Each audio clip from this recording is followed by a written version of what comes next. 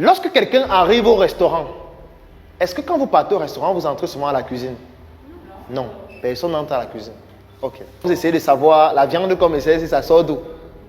Personne ne se pose la question, la viande sort d'où? La tomate, on a acheté dans quel marché? Personne ne se pose la question.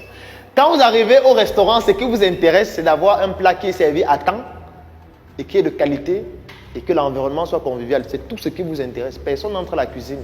Personne n'essaie de savoir d'où vient la matière première. Personne n'essaie même de savoir qui est le cuisinier. Ça intéresse très peu. Le cuisinier, c'est qui? Tout ce qu'on veut. Est-ce que le plat est servi à temps? Est-ce que le plat est de qualité? Est-ce qu'il est bon? Est-ce que l'environnement est convivial pour manger avec ses amis ou alors son copain, etc.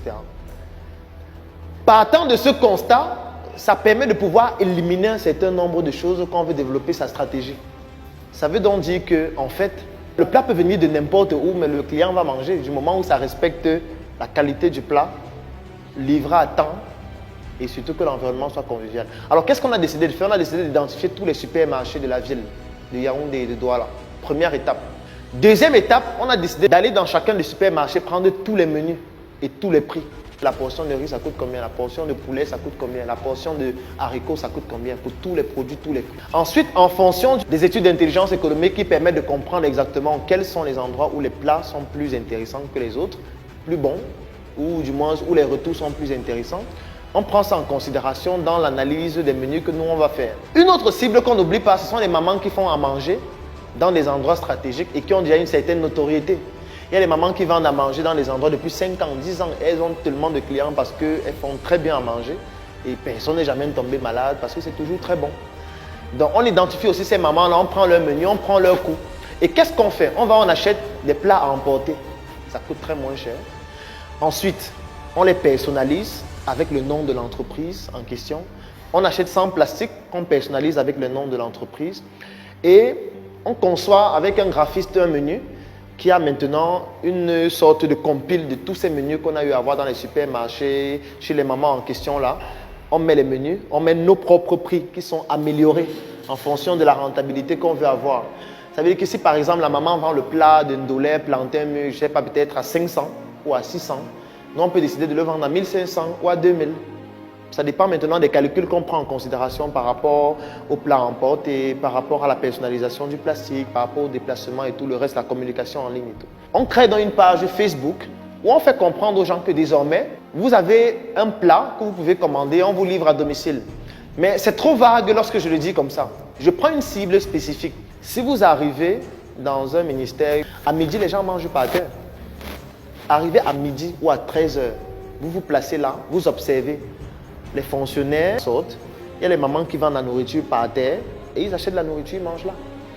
Donc, votre stratégie de communication peut être d'aller rencontrer des personnes qui sont dans des ministères, qui ont des niveaux parfois très élevés où ils sont obligés de descendre et de remonter tout le temps à midi pour manger, ce qui est très pénible, et de leur faire comprendre que désormais, on peut vous livrer un plat à midi.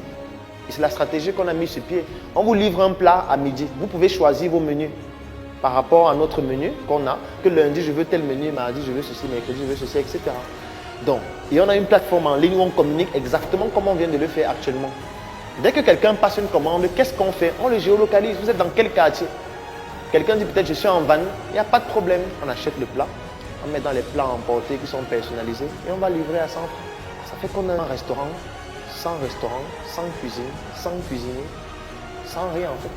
C'est ça que je dis qu'on géolocalise. C'est pour ça qu'on fait l'intelligence économique avant. Quand je dis que la personne qui appelle, il dit qu'il est en van, on ne va pas aller prendre la nourriture à Biémassi pour livrer à quelqu'un qui est en van. Ça découle de la logique. Le personnel qu'on utilise sera géolocalisé en fonction des endroits où le repas est. Ça veut dire qu'on aura par exemple quelqu'un qui est en Gousso, on aura quelqu'un qui est en van par rapport à un supermarché qui est là-bas, ainsi de suite. Donc quand quelqu'un appelle, c'est en fonction de ça qu'on sait qui doit aller livrer parce que la personne est plus proche de son environnement géographique et pourra livrer à temps, en moins de 30 minutes. Et c'est fini. La maman qui fait les plantains mûrs avec le ndolé, là, j'achète son plantain mûr ndolé et je mets dans mon packaging. Et je m'en vais vendre. Mais c'est ton point de vue. C'est toi qui vois que ce n'est pas nous. Moi, je vois que c'est magnifique. C'est un service. En fait, la maman là, elle fait un plat de qualité. Sauf qu'elle ne sert qu'un très peu de personnes. Moi, je viens aider la population qui doit bénéficier de cette prestation culinaire incroyable pour que tout le monde puisse bénéficier de ça, mais coucher à la maison. Moi, je viens donner à la maison. et bien préparé dans un bon packaging. Et je peux ajouter quoi? Une boisson. Je peux ajouter un jus que j'ai confectionné moi-même à la maison. Je peux ajouter une boisson naturelle.